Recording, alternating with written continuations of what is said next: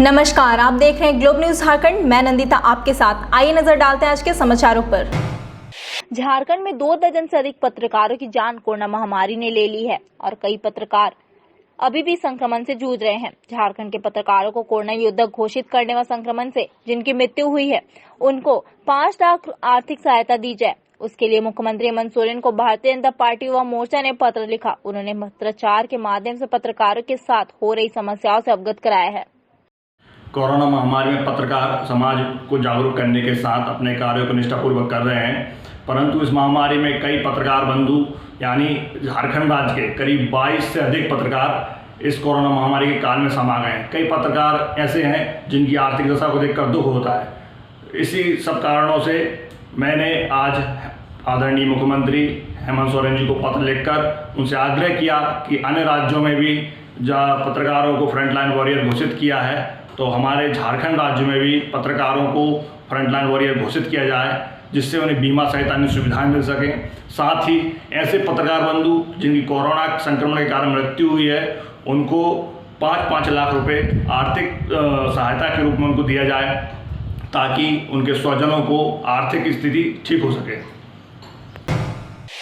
मुख्यमंत्री श्री हेमंत सोरेन ने आज अपने आवासीय कार्यालय से रामगढ़ जिला स्थित मांडू प्रखंड के डीएवी स्कूल घाटोटांड में बने ऑक्सीजन युक्त 80 बेड वाले कोविड केयर सेंटर का ऑनलाइन उद्घाटन किया।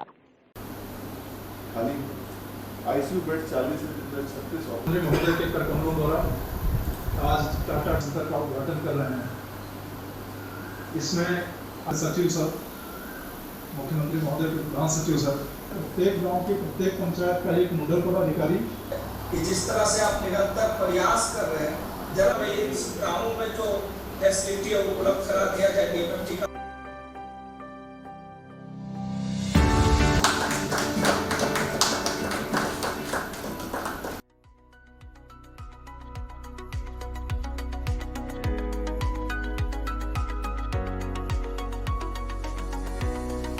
वर्तमान वैश्विक महामारी कोरोना से बचाव हेतु जिला प्रशासन रामगढ़ एवं Tata Steel Foundation West Bokaro की संयुक्त पहल से डीएवी स्कूल घाटोटांड मांडू में 80 बेड की क्षमता वाली कोविड केयर सेंटर विकसित की गई है।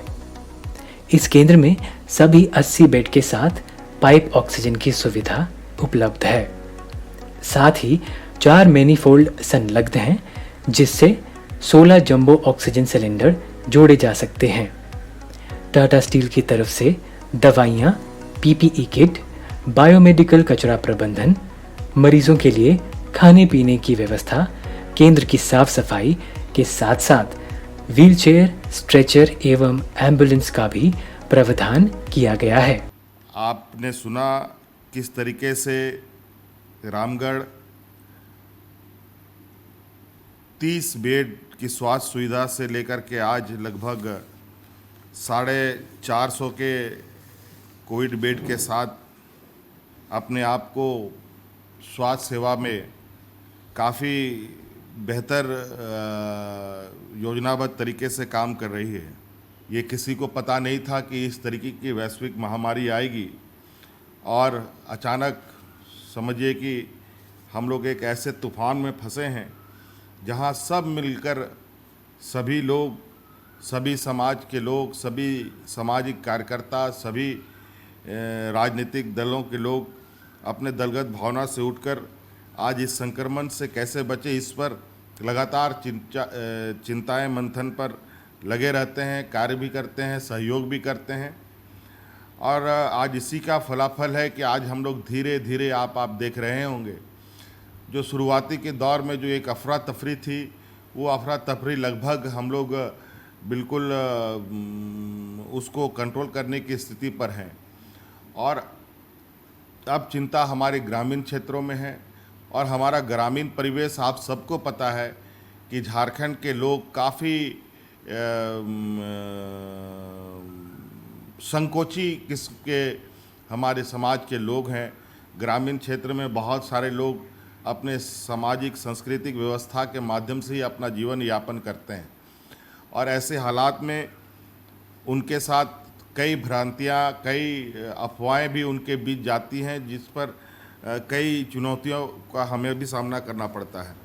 लेकिन बहुत खुशी की बात है अभी हम लोगों ने वैक्सीनेशन शुरू किया है, और जिससे हमें काफ़ी निराशा थी कि वैक्सीनेशन में मात्र 29-30 हज़ार लोगों ने रजिस्टर्ड कराया था, लेकिन आज बहुत खुशी की बात है कि ये इतनी तेज़ी से ये वैक्सीनेशन के कार्य में गति आई है, जिसका मैं बिल्कुल राज्यवासियों को काफ़ी शुक्रिया अदा करूंगा कि आज इन लोगों ने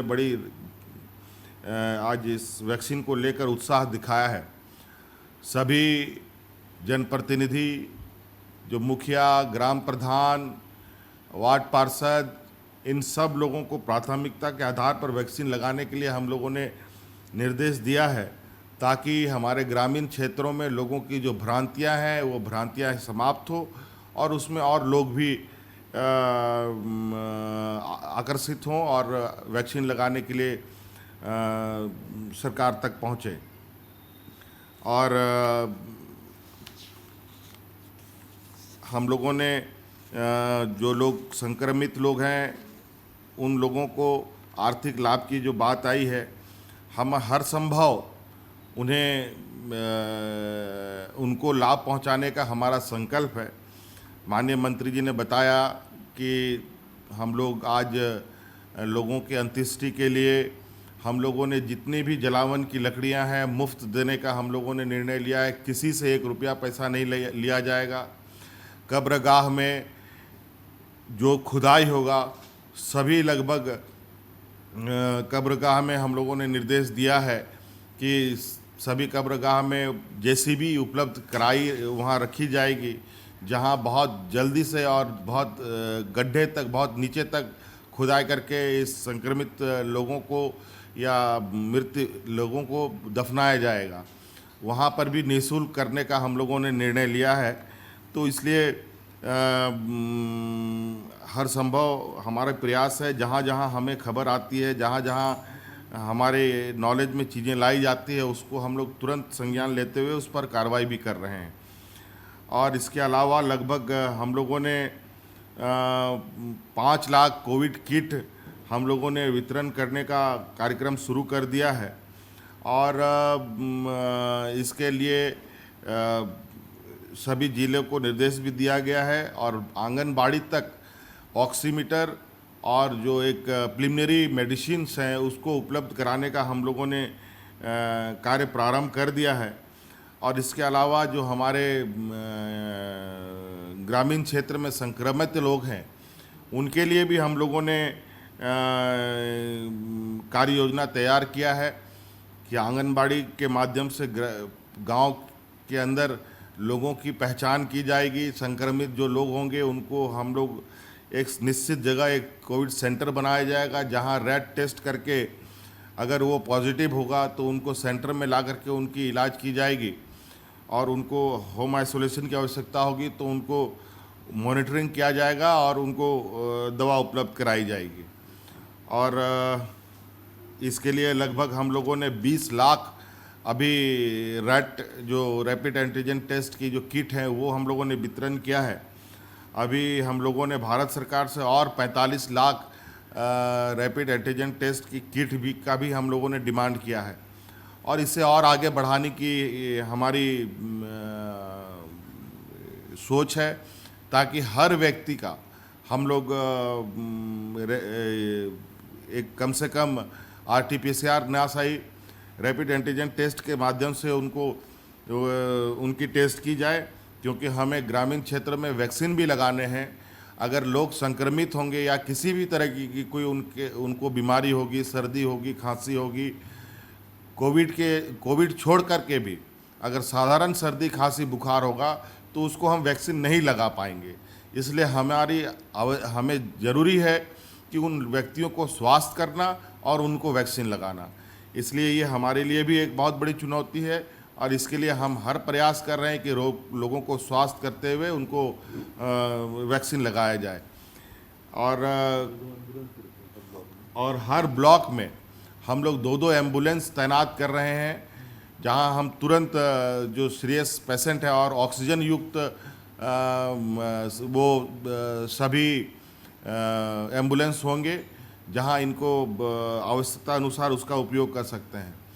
और ऑक्सीजन बैंक की भी हम लोग तैयारी कर रहे हैं, जहां हर ज़िले में ऑक्सीजन का एक बड़ा खेप रखा जाएगा, जहां लोगों को ऑक्सीजन को लेकर के कोई दिक्कत ना दिक्कत का सामना करना पड़े। इसलिए अभी लगातार हर दिन हर घड़ी एक नया समस्या हमारे सामने आती है, फिर उस पर एक नए निर्णय के साथ हमें आगे बढ़ना पड़ता है। इसलिए आज कोई भी चीज़ें ये कहा जाए कि ये आप फुल एंड फाइनल तैयारी है, ये नहीं कहा जा सकता है। इसलिए आप लोगों का सुझाव हमारे लिए अत्यंत मील का पत्थर साबित होगा। आप लोग भी अपने इर्द गिर्द कुछ ऐसे आश्चर्य करने वाली चीज़ें आपको दिखती हों तो हमें निश्चित रूप से इसकी जानकारी उपलब्ध कराएं। अभी एक नया एक समस्या ब्लैक फंगस का भी आया हुआ है, जिसको लेकर हमारी चिंताएं बनी हुई है, क्योंकि ये आमतौर पर जो हमारी जानकारी में है, जिसकी इम्यूनिटीज़ कम है और जो अभी कोविड जो संक्रमित होकर ठीक हो रहे हैं उन पर ज़्यादा ये घातक साबित हो रहा है। इसलिए इस विषय पर भी हमारी चिंताएं हैं और जगह जगह पर नज़र है, और अगर ऐसी चीज़ें कहीं हो रही हैं तो वहाँ के लोगों को भी सतर्क करें। प्रशासन को मैं ये कहना चाहूँगा कि आप इस ब्लैक फंगस पर भी नज़र रखें, ताकि हम लोग पहले से सतर्क हो जाएं और इस संक्रमण को आगे बढ़ने से रोका जा सके। अरब सागर में उठे चक्रवाती तूफान टाउटे का आंशिक असर झारखंड पर पड़ सकता है। इस तूफान की वजह से आज से राज्य में बादल छाए रह सकते हैं। वेरी सीवियर साइक्लोनिक स्टॉर्म टाउटे अभी नॉर्थ नॉर्थ वेस्ट मूव कर रहा है और मुंबई से 160 किलोमीटर पश्चिम में अभी स्थित है आज सुबह 5:30 बजे के हिसाब से। और ये अभी एक्सट्रीमली सीवियर साइक्लोन बन चुका है और आज शाम में और रात में इसके गुजरात में पोरबंदर और महुआ, जो कि भावनगर डिस्ट्रिक्ट में है, वहाँ से क्रॉस करने की संभावना है as a very severe cyclonic storm. इसका झारखंड पे वैसे कोई असर पड़ने वाला नहीं है, बट क्योंकि ये जो साइक्लोन होता है एक व्यापक सिस्टम होता है, एक बहुत बड़ा सिस्टम होता है। इसका जो क्लाउड बैंड है वो झारखंड में भी आएगा और आज दोपहर शाम से आपको झारखंड में आपको जो स्काई है वो थोड़ा सा क्लाउडी दिखने लगेगा और कल भर इसका असर क्लाउडी स्काई रहेगा और परसों से वो स्काई एकदम क्लियर हो जाएगा। तो झारखंड में कोई खास वैसा असर नहीं है टाउटे का, बट जो है कि आसमान में जो उसके जो क्लाउड बैंड के जो बादल हैं वो छाए रहेंगे। धन्यवाद। जमशेदपुर के गोलमुरी पुलिस लाइन में पुलिस कर्मियों और उनके परिवारों के लिए 30 बेड का आइसोलेशन वार्ड जिले के वरीय पुलिस अधीक्षक डॉक्टर तमिलवनन की उपस्थिति में शुभारंभ किया गया। पुलिस लाइन में हम लोगों को 30 बेडेड वाला जो आइसोलेशन सेंटर है उसका हम लोग आज चालू कर रहे हैं, और जिसमें 30 बेड में हम लोगों को महिला के लिए 12 और पुरुष के लिए 18 हम लोग रिजर्व किए हुए हैं, और इसमें करीब 15 जो हम लोगों का है वो ऑक्सीजन युक्त बेड है। इसमें बेसिकली ये है कि हम लोगों को अभी फ़िलहाल इसके जो सर्विंग और रिटायर्ड जो पुलिस ऑफिसर्स हैं, पुलिसकर्मी हैं, यदि उनका परिवार कहीं संक्रमित होते हैं तो उन लोगों के लिए हम लोग की सुविधा जो है प्रारंभ किए हैं, और जिसमें जो खाना पीना का जो अरेंजमेंट है वो हमारा पुलिस एसोसिएशन, पुलिसमैन एसोसिएशन द्वारा किया जा रहा है। उनको मुफ्त में उनके अपने वेलफेयर फंड है, उसी से वो लोग कर रहे हैं पानी का और साफ़ सफाई का। और इसका जो ऑक्सीजन सिलेंडर है वो हम लोग जिला प्रशासन के द्वारा हम लोग इनको लिए हुए हैं, और इसमें जो फ्लो मीटर हो गया, प्लस उसके बाद आपका जो मास्क वगैरह है वो मारवाड़ी युवा मंच जो जमशेदपुर है उनके द्वारा हम लोग को सहयोग मिला है। और हम लोग ये आशा करते हैं कि जो भी अभी पुलिस परिवार में यदि किसी का कोई आइसोलेट करने की ज़रूरत पड़ेगा तो वो आके रह सकते हैं। और फिलहाल जो प्रारंभिक तौर पे हम लोग को ज़रूरत है ऑक्सीजन नेसेसरी का, वो हम लोग यहाँ पर स्टार्ट कर रहे हैं, और हमारा एम्बुलेंस में भी ऑक्सीजन सिलेंडर युक्त है। यदि कहीं हमको हायर सेंटर में उनको ट्रांसफ़र करना है तब भी हम लोग आधा 1 घंटे के लिए हम लोग उनको अपने एम्बुलेंस में ले जाके उनको एडमिट करने की ताकत हम लोग के पास अभी आया हुआ है। और इसको प्रॉपर तरीके से मेंटेन करने के लिए हम लोग एक टीम बनाए हुए हैं, खाना का जो क्वालिटी प्लस उसका प्लस मेंटेनेंस का और बाकी चीज़ का डीएसपी लेवल का ऑफिसर को हम लोग इसमें जिम्मा दिए हुए हैं।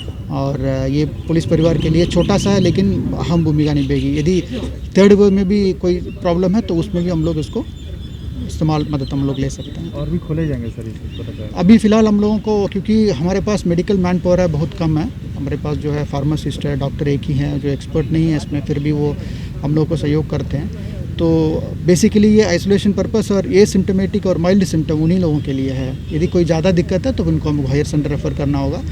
ये बेसिकली अपने परिवार के बीच में तो लोग सुरक्षित रह सकते हैं, और यदि कोई पुलिस ऑफिसर है उनके क्वार्टर में नहीं रहना चाहते हैं, अकेले रहना चाहते हैं, अलग रहना चाहते हैं परिवार से, तो उनके लिए सुविधा बनाया गया है। नहीं, महिला ऑफिसर या कर्मी के लिए हम लोग सेपरेटली हमारा पुलिस क्लब है, 2 क्वार्टर को ज्वाइन करके बनाया गया है। उसमें टोटल 12 जो है ये है बेड है। ऑक्सीजन का सप्लाई वहाँ भी हम लोग कभी शुरू करवाएंगे ज़रूरत पड़ने पर। और यदि कोई परिवार संक्रमित है तो उनको एक अलग परिवार कभी शिफ्ट करने के लिए हम लोग जगह तैयार करके रखे हुए हैं। यदि ज़रूरत पड़ेगा तो वो भी हम लोग इस्तेमाल करेंगे। आपदा को अवसर में बदलने की शिकायत मिलने से स्वास्थ्य मंत्री बन्ना गुप्ता के निर्देश पर 15 मई को आदितपुर 111 अस्पताल में स्वास्थ्य विभाग की एक टीम जांच करने पहुंची तो उनकी जांच से डॉक्टर ओपी आनंद नाराज हो गए और टीम के सदस्यों को लौटा दिए। इस दौरान उन्होंने जांच टीम के सदस्य और स्वास्थ्य मंत्री के खिलाफ अशोभनीय भाषा का प्रयोग किया था, जो सोशल मीडिया में वायरल हो गया। इसके बाद स्वास्थ्य विभाग ने डॉक्टर आनंद पर जांच में सहयोग नहीं करने एवं मरीजों से ज्यादा पैसे लेने का आरोप लगाते हुए उपायुक्त को रिपोर्ट सौंपी है। वहीं डॉक्टर आनंद ने अपने द्वारा कहे गए है कि शब्दों के प्रति क्षमा मांगते हुए कहा कि जिस समय जांच टीम आई थी उस समय व्यक्ति गंभीर मरीज का इलाज आईसीयू में कर रहे थे और अस्पताल के अन्य कर्मचारी जांच टीम का सहयोग भी कर रहे थे, लेकिन जांच टीम उन्हें बार बार आईसीयू रूम से बुलाकर छोटी छोटी बातों और कागजातों के बारे में पूछताछ परेशान करने लगे, जिससे वे मानसिक रूप से काफी परेशान हो गए थे। 111 सिविल लाइफ हॉस्पिटल का प्रबंधक हूँ। विगत 15 मई को जो मेरा वीडियो वायरल हुआ है उस पर अपनी बातें रख रहा हूँ। मेरे अस्पताल में कोविड महामारी के समय में मेडिकल टीम द्वारा जांच के क्रम में मुझे अमर्यादित भाषा के प्रयोग होने की बात कही जा रही है। एक तरफ अपने अस्पताल में मैं पिछले कई महीनों से गंभीर महामारी कोरोना पेशेंट को चिकित्सा उपलब्ध करा रहा हूँ, उसमें से कई मरीज वेंटिलेटर पर हैं। जांच टीम ने भी पाया था कि उनके जांच के दौरान 2 पेशेंट वेंटिलेटर पर थे जिनके चिकित्सा के लिए मेरा उनके पास रहना अति आवश्यक था। फिर भी मैंने जांच टीम को पूरा सहयोग करने का निर्देश अपने स्टाफ को दिया और एक एक बिंदु पर जांच किया जा रहा था, जिसकी मिनट्स ऑफ मीटिंग भी बनी है और उसमें स्पष्ट उल्लेख किया गया है कि अस्पताल प्रबंधन की ओर से टीम का अस्पताल का भ्रमण भी कराया गया और जांच में सहयोग भी किया गया, जिसकी प्रति हमारे पास उपलब्ध है। मैंने जांच टीम को पूरा सहयोग किया, फिर भी बार बार मुझे जांच टीम के द्वारा आईसीयू से अपने ऑफिस में बुलाया जा रहा था और हर कागजात का, छोटे से छोटे कागजात, वेस्ट मैनेजमेंट के कागज के रसीद मांगी जा रही थी, क्लिनिकल इस्टेब्लिशमेंट की कागज मांगी जा रही थी, कई तरह के कागजात मांगे जा रहे थे, जबकि यह हॉस्पिटल वैलिड लाइसेंस से चल रहा है और क्लिनिकल इस्टेब्लिशमेंट एक्ट के तहत सभी वैध कागजात सरकार के पास सिविल सर्जन महोदय के कार्यालय में जमा करने के बाद और उनके जांच के उपरांत ही क्लिनिकल इस्टेब्लिशमेंट एक्ट के तहत अस्पताल के लाइसेंस का रिन्यूअल हुआ था। ऐसे में जब मैं कोरोना महामारी के मरीज का इलाज कर रहा था जो एक एक ऑक्सीजन के लिए तरस रहे थे और अपने जीवन के लिए फाइट कर रहे थे और मैं उनके जीवन रक्षा में लगा था, तो जांच टीम द्वारा मुझे बार बार परेशान किए जाने के कारण मैं परेशान होकर अपना आपा खो बैठा और मैं थोड़ा झल्ला भी गया था और दूसरा मुझे अपने मरीज की चिंता भी बुरी तरह सता रही थी और किसी भी विषम परिस्थिति में उनके परिवार पर गुजरने वाली पीड़ा को भी मैं महसूस कर पा रहा था। इसी संवेदनशीलता के अतिरेक में मैं अपना आपा खो बैठा और कुछ ऐसी बातें कह गया जो एक डॉक्टर होने के नाते मुझे नहीं कहनी चाहिए थी। मुझे इस बात का तत्काल एहसास भी हो गया था और मैंने कैमरा पर्सन को कहा था कि आप इस अमर्यादित भाषा को हटा दें और संपादित करके ही चलाएं, लेकिन उन्होंने मेरे अनुरोध को नहीं माना और पित्त पत्रकारिता के तहत इस चीज़ों को वायरल कर दिया जो समाज के लिए, अस्पताल के लिए और उसमें जिन लोगों का भी जिक्र था सबके लिए एक नुकसानदेह चीज़ें साबित हुई और गैर जरूरी तरीके से इस चीज़ को वायरल किया गया। मेरा किसी भी तरह का इरादा किसी को भी नुकसान पहुंचाने का या उनके छवि पर आरोप प्रत्यारोप करने का नहीं था, लेकिन हाँ, मैं ये ज़रूर चाहता हूँ कि एक हॉस्पिटल, सफल हॉस्पिटल के संचालक और एक उम्दा डॉक्टर होने के नाते मुझे अपने कोरोना मरीजों को बेरोक टोक तरीके से, बगैर किसी हस्तक्षेप के समुचित तरीके से इलाज करने दिया जाए। लेकिन मुझे लगा कि जांच टीम इस पहलू को नहीं समझ पा रही थी और उनका कुछ और ही उद्देश्य था जो चिकित्सा से संबंधित नहीं था। तो ये भी एक विचारणीय प्रश्न है कि कोविड महामारी के समय में जब केंद्र सरकार और राज्य सरकार के द्वारा किसी भी विभाग को किसी भी संस्था पर छापामारी करने का आदेश नहीं है, ऐसे में 111 सेव लाइफ हॉस्पिटल जो हमेशा से सरकार को सहयोग करता आ रहा है, सरकारी योजनाओं को मजबूती से धरातल पर उतारता आया है और डॉक्टर ओ.पी. आनंद की ख्याति पूरे कोल्हान में है और अधिकतर लोग जानते हैं कि डॉक्टर ओ.पी. आनंद मरीजों के लिए ज़रूरत पड़ने पर क्या क्या नहीं कर सकता है। अभी ज़्यादा दिन नहीं बीते हैं, आप लोगों को पता होगा, अखबार में छपा भी था कि मैंने अपने कोरोना मरीज के लिए अपना खुद का प्लाज्मा डोनेट किया था ताकि उनके जीवन रक्षा हो सके। इससे पहले भी लोगों को पता है कि कोरोना मरीजों को जांच बचाने के क्रम में मैं खुद गंभीर रूप से बीमार हो गया था। मेरी पत्नी बीमार हो गई थी, मेरी बच्ची बीमार हो गई थी और मुझे और मेरी पत्नी को कोलकाता के आईसीयू में हॉस्पिटल में एडमिट होना पड़ा था। मैं फिर से स्वस्थ होकर फिर से उसी उत्साह के साथ मरीजों का जीवन दान बचाने के लिए फिर से अपने काम में लगा हुआ हूँ, जुटा हुआ हूँ। ऐसे में सरकारी कर्मचारी टीम द्वारा अस्पताल का भ्रमण करना, भ्रमण के नाम पर बार बार मुझे तंग करना, इससे मैं थोड़ा आपक हो गया, जिसके लिए मुझे खेद है। मैं पुनः इस बात के लिए क्षमा प्रार्थी हूँ कि एक डॉक्टर होने के नाते मुझे उस कठिन परिस्थिति में भी, विषम परिस्थिति में भी अपने मर्यादा को बनाए रखना चाहिए था।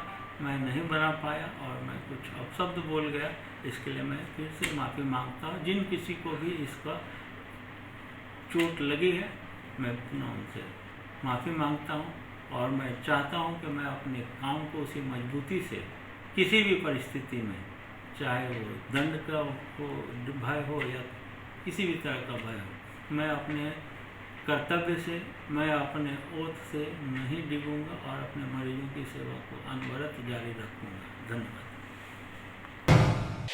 राज्य के स्वास्थ्य मंत्री और जमशेदपुर पश्चिम के विधायक बन्ना गुप्ता के कार्यालय प्रभारी संजय तिवारी के खिलाफ भाजपाइयों ने मोर्चा खोल दिया है। सोमवार को जमशेदपुर महानगर भाजपा का एक प्रतिनिधिमंडल जिले के एसएसपी से मुलाकात कर स्वास्थ्य मंत्री के कार्यालय प्रभारी के खिलाफ दर्ज धारा 353 के तहत कार्रवाई किए जाने की मांग की।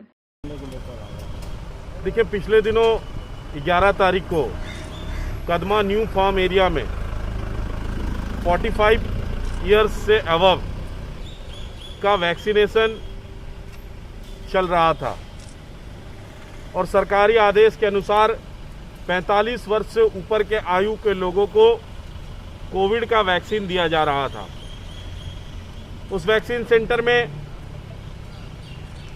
पश्चिम के विधायक, राज्य के स्वास्थ्य मंत्री जिनके हाथ में पूरी स्वास्थ्य व्यवस्था की बागडोर है, उनके कार्यालय प्रभारी संजय तिवारी जी आते हैं और वैक्सीनेशन का काम कर रही एएनएम नेहा कुमारी के साथ दुर्व्यवहार करते हैं, उन पर दबाव बनाते हैं कि वो 45 वर्ष से कम के आयु के लोगों को वैक्सीन दे। वो वैक्सीन देने को मना करती हैं। उसके बाद वहाँ उपस्थित कंप्यूटर ऑपरेटर से वो बकझक करते हैं। वहाँ के कर्मचारी जब जिला के कार्यपालक दंडाधिकारी चंद्रदेव प्रसाद जो इंसिडेंट कमांडर हैं, उनको जब सूचना दी जाती है, वे वहाँ पहुँचते हैं, तो ये बहुत ही दुख की बात है, बहुत ही शर्मनाक बात है कि कार्यपालक दंडाधिकारी डिस्ट्रिक्ट मजिस्ट्रेट के पावर के होते हैं। उनके साथ भी अभद्र व्यवहार किया जाता है, गाली गलौज की जाती है, ठेला ठेली की जाती है। इस कोविड महामारी के समय जब हम स्वास्थ्य कर्मियों को भगवान के रूप में पूज रहे हैं, उनकी सेवा को हम नमन कर रहे हैं। एक और हम उनका सम्मान कर रहे हैं और हमारे राज्य के स्वास्थ्य मंत्री के लोग उनके कार्यालय प्रभारी के उपस्थिति में उनकी बेइज्जती कर रहे हैं, उन्हें गाली गलौज कर रहे हैं और सरकारी काम में बाधा उत्पन्न कर रहे हैं। 11 तारीख को ही चंद्रदेव प्रसाद जी के द्वारा कदमा थाना में एफआईआर दर्ज हुआ है। उस एफआईआर में बकायदा नॉन अवेलेबल धारा 353 दर्ज किया गया है। 11 तारीख की घटना, आज 17 तारीख हो गई, कोई भी अधिकृत कार्रवाई की जानकारी अभी तक नहीं है। आज हम लोगों ने एसएसपी महोदय से एक मांग पत्र दिया है कि उस घटना का अभी तक क्या कार्रवाई हुई है, यह आम जनमानस को पता चलना चाहिए, क्योंकि आम जनमानस के अंदर इस कुव्यवस्था का काफी आक्रोश है। जो लोग वैक्सीन दे रहे हैं वो कोरोना वॉरियर्स हैं, अपनी जान की परवाह किए बिना लोगों को 8 घंटे वे वैक्सीन दे रहे हैं, उनके साथ आप दुर्व्यवहार कर रहे हैं। यह शर्मसार है, ये राजकीय शर्मसार है। ये मांग पत्र आज हम लोगों ने माननीय सीनियर एसपी साहब को सौंपा है। आईसीएमआर के ताजा गाइडलाइन के तहत प्लाज्मा थेरेपी से कोरोना संक्रमित मरीजों की इलाज में खास मदद नहीं मिल रहा है। इसको लेकर आईसीएमआर की एक बैठक में इस थेरेपी को कोरोना से जंग से बाहर किए जाने की संभावना है। इधर झारखंड के जमशेदपुर में कोरोना संक्रमित मरीजों के लिए स्वयंसेवी संगठनों के साथ जमशेदपुर ब्लड बैंक कोरोना संक्रमित मरीजों के ठीक होने के 14 दिन बाद प्लाज्मा डोनेट कराने में जुटे हुए हैं। इतना ही नहीं, रविवार को जमशेदपुर ब्लड बैंक में रिकॉर्ड 15 यूनिट प्लाज्मा संग्रह कर एक कीर्तिमान बनाया गया। इसमें शहर के कई संस्थाओं ने अहम भूमिका निभाई। सबसे अहम भूमिका टीम संघर्ष ने निभाई, जिसके प्रयासों एवं जागरूकता के कारण ऐसा संभव हो सका। जमशेदपुर में हर दिन प्लाज्मा रक्तदान का प्रक्रिया चल रहा है और साथ ही साथ सिंगल डोनर प्लेटलेट्स स्वैच्छिक रक्तदान का आयोजन भी हो रहा है। परंतु इस कोविड-19 के तहत इस भीषण महामारी के संकट के बीच टीम संघर्ष परिवार, विश्वजीत मनीवाला एवं जमशेदपुर ब्लड बैंक के सहयोग से पहली बार प्रातः बेला 7 बजे से रात्रि 9 बजे तक आयोजित हुआ सिर्फ और सिर्फ प्लाज्मा रक्तदान शिविर।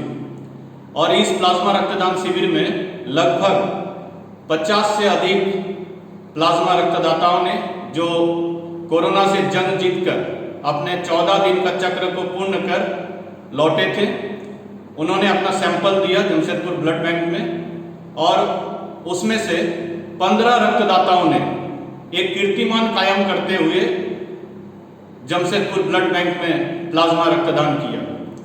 गजब का उत्साह देखने को था सभी रक्तदाताओं में।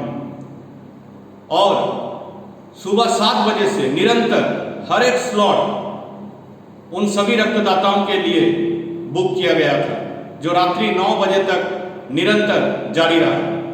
टीम संघर्ष, जमशेदपुर ब्लड बैंक, विश्वजीत मनीवाला, उन सभी प्लाज्मा रक्तदाताओं को जज्बे को सलाम करते हुए तहे दिल से आभार प्रकट करते हैं कि जिस तरह से उन्होंने ये अतुलनीय कार्य किया है, इसके चलते जो कोरोना से जंग लड़ रहे हैं, ऐसे कई अंधेरा रूपी जीवन में दिया जलाने का काम करेगा इन प्लाज्मा रक्तदाताओं के चलते। सबसे महत्वपूर्ण सूचना, ब्लड बैंक में रक्त की भारी कमी है। इसी के मद्देनजर आने वाले 21 मई को टीम संघर्ष परिवार द्वारा आहूत रक्तदान शिविर का आयोजन जमशेदपुर ब्लड बैंक में प्रातः 9 बजे से लेकर शाम 4 बजे तक इसका आयोजन किया गया है। सभी रक्तदाता जिनका 90 दिन पूर्ण हो चुका है और जिनका वैक्सीन लेने से 14 दिन पार हो चुका है, वो कृपया आकर जमशेदपुर ब्लड बैंक में अपना महत्वपूर्ण योगदान देते हुए रक्तदान करें। देखिए, पिछले दिनों 11 तारीख को कदमा न्यू फार्म एरिया में 45 ईयर्स से अबव का वैक्सीनेशन चल रहा था और सरकारी आदेश के अनुसार 45 वर्ष से ऊपर के आयु के लोगों को कोविड का वैक्सीन दिया जा रहा था। उस वैक्सीन सेंटर में पश्चिम के विधायक, राज्य के स्वास्थ्य मंत्री जिनके हाथ में पूरी स्वास्थ्य व्यवस्था की बागडोर है, उनके कार्यालय प्रभारी संजय तिवारी जी आते हैं और वैक्सीनेशन का काम कर रही एएनएम नेहा कुमारी के साथ दुर्व्यवहार करते हैं, उन पर दबाव बनाते हैं कि वो 45 वर्ष से कम के आयु के लोगों को वैक्सीन दे। वो वैक्सीन देने को मना करती हैं। उसके बाद वहां उपस्थित कंप्यूटर ऑपरेटर से वो बकझक करते हैं। वहां के कर्मचारी जब जिला के कार्यपालक दंडाधिकारी चंद्रदेव प्रसाद जो इंसिडेंट कमांडर हैं, उनको जब सूचना दी जाती है वे वहां पहुंचते हैं, तो ये बहुत ही दुख की बात है, बहुत ही शर्मनाक बात है कि कार्यपालक दंडाधिकारी डिस्ट्रिक्ट मजिस्ट्रेट के पावर के होते हैं। उनके साथ भी अभद्र व्यवहार किया जाता है, गाली गलौज की जाती है, ठेला ठेली की जाती है। इस कोविड महामारी के समय जब हम स्वास्थ्य कर्मियों को भगवान के रूप में पूज रहे हैं, उनकी सेवा को हम नमन कर रहे हैं, एक और हम उनका सम्मान कर रहे हैं और हमारे राज्य के स्वास्थ्य मंत्री के लोग उनके कार्यालय प्रभारी के उपस्थिति में उनकी बेइज्जती कर रहे हैं, उन्हें गाली गलौज कर रहे हैं और सरकारी काम में बाधा उत्पन्न कर रहे हैं। 11 तारीख को ही चंद्रदेव प्रसाद जी के द्वारा कदमा थाना में एफआईआर दर्ज हुआ है। उस एफआईआर में बकायदा नॉन बेलेबल धारा 353 दर्ज किया गया है। 11 तारीख की घटना, आज 17 तारीख हो गई, कोई भी अधिकृत कार्रवाई की जानकारी अभी तक नहीं है। आज हम लोगों ने एसएसपी महोदय से एक मांग पत्र दिया है कि उस घटना का अभी तक क्या कार्रवाई हुई है, यह आम जनमानस को पता चलना चाहिए, क्योंकि आम जनमानस के अंदर इस कुव्यवस्था का काफ़ी आक्रोश है। जो लोग वैक्सीन दे रहे हैं वो कोरोना वॉरियर्स हैं, अपनी जान की परवाह किए बिना लोगों को 8 घंटे वे वैक्सीन दे रहे हैं, उनके साथ आप दुर्व्यवहार कर रहे हैं। यह शर्मसार है, ये राजकीय शर्मसार है। ये मांग पत्र आज हम लोगों ने माननीय सीनियर एसपी साहब को सौंपा है। जमशेदपुर में भाजपा के द्वारा रोजाना कोरोना पीड़ित मरीजों के लिए पौष्टिक आहार उनके घरों तक पहुंचाया जा रहा है। इस कार्य में पार्टी के तमाम कार्यकर्ता अपना सहयोग दे रहे हैं। जैसे बताइए कि जो खाना है किसके द्वारा दिया जा रहा है और कैसे है? माननीय विधायक सरजू राय जी के निर्देशानुसार जितने कोविड पेशेंट हैं उनके घर में जो बीमार हो जा रहे हैं, उनको खाना बनाने में दिक्कत हो रही है, उन घरों में जो हमारा व्हाट्सएप नंबर दिया हुआ है कार्यालय का, उस नंबर में वो लोग आग्रह करते हैं और उसके घर तक हम लोग खाना पहुंचाते हैं। ये क्रम 27 अप्रैल से चला आ रहा है, ये लगातार निरंतर जारी है। जैसे जैसे और सूचनाएं आती जाएगी हम लोग उनके घरों तक स्वादिष्ट खाना उनके तक पहुंचाएंगे, ताकि उनको कोई दिक्कत नहीं हो, अपना इलाज करा सके और खाना बनाने में उसको कोई परेशानी नहीं हो। ये विधायक जी का सीधा निर्देश। एक चीज़ बताइए, जो पहले क्यों हो गए? देखिए, पिछले बार पूर्णतः लॉकडाउन था और अभी कोविड का निर्णय लिया गया है। जब पूर्णतः लॉकडाउन की स्थिति बनेगी, बाकी संस्थाओं का तो हमको जानकारी नहीं है। हम लोग पिछले बार भी बांटे थे और इस बार भी बांटे थे। दूसरे के बारे में हमको बताने का क्यों होगा ये मैं पूछ रहा हूँ। हमको लगता है उन लोग को आगे आना चाहिए और ये ध्यान में देना चाहिए कि किसी आम जन को कोई दिक्कत नहीं हो। हमको लगता है कि जो अभी जो लॉकडाउन जो बढ़ा है, हमको लगता है वैसी संस्थाएं फिर से सामने आएगी और अपना समाज सेवा करने में अपना योगदान देगी। कुआली थाना क्षेत्र के हल्दी पोखर मुस्लिम बस्ती में पड़ोसी की जमीन पर पानी बहाने को लेकर 2 परिवारों में जबरदस्त मारपीट हुई। निक्कू नामक युवक द्वारा पड़ोसी की जमीन पर पानी बहाया जा रहा था, जिसको लेकर रेहाना खातून द्वारा विरोध किया गया, जिसके बाद निक्कू ने महिला पर हमला कर मारपीट करने लगे। अपनी मां को मारता देख अरबाज खान एवं यूसुफ खान अपनी मां को बचाने के लिए सामने आए, जिसके बाद निक्कू ने धारदार कुल्हाड़ी से अरबाज खान के सर पर हमला कर दिया, जिससे सर पर गंभीर चोट आई है। जिसके बाद बीच बचाव में यूसुफ खान आए तो उसे भी कुल्हाड़ी से वार कर दिया, जिसमें यूसुफ के हाथ में चोट आई है। इस घटना में अरबाज खान गंभीर रूप से घायल हो गए, जिसके बाद दोनों भाई अरबाज खान एवं यूसुफ खान घायल अवस्था में कोवाली थाना पहुंचे एवं निकू के ऊपर पड़ोसी की जमीन पर अतिक्रमण करने एवं मां रेहाना खातून पर मारपीट एवं धारदार कुल्हाड़ी से घायल करने के आरोप में कोवाली थाना में एक लिखित आवेदन देकर कार्रवाई की मांग की। वहीं कोवाली थाना प्रभारी अमित रविदास द्वारा दोनों घायलों को चिकित्सा के लिए सामुदायिक स्वास्थ्य केंद्र पोटका भेज दिया गया है। पड़ोस में रहने वाले निक्कू करके नाम है उसका, उसने हम लोगों पर कुल्हाड़ी से हमला कर दिया, जिसमें हम लोग दो भाई माने बुरी तरह से घायल हो गए हैं। और घर में मम्मी का साथ झीना झपटी में मम्मी का चुनरी ये हो गया, उनको गिरा दिया और थोड़ा बहुत चोट है तो उनको मेडी इंजरी नहीं करवाया गया। इतनी करने के बाद वो फरार हो गया। और हम तो आप लोग मामला दर्ज कराया अभी तक? मामला दर्ज कराने गए तो वो फरार हो गया, घर से भाग गया। हम लोग मामला दर्ज कराने कोवाली थाना गए थे। कितने लोग मारा? जी वो लोग 2-3 आदमी थे, लेकिन सिर्फ वो एक ही लड़का मारा, वही कुल्हाड़ी लेके आके हमला कर दिया हम लोगों के ऊपर। हम लोग निहत्था थे, सिर्फ माँ को हटाना गए थे, वो आके हमला कर दिया। आप लोग अभी कहाँ उपचार करा रहे हैं? जी हम लोग पोटका CSC में आए थे उपचार के लिए। यहाँ भी प्राथमिक उपचार किया गया है। मेरा हाथ का एक्सरे लिखा है, इसका बाद करवाना होगा। कुल्हाड़ी से हमला किया गया? जी कुल्हाड़ी से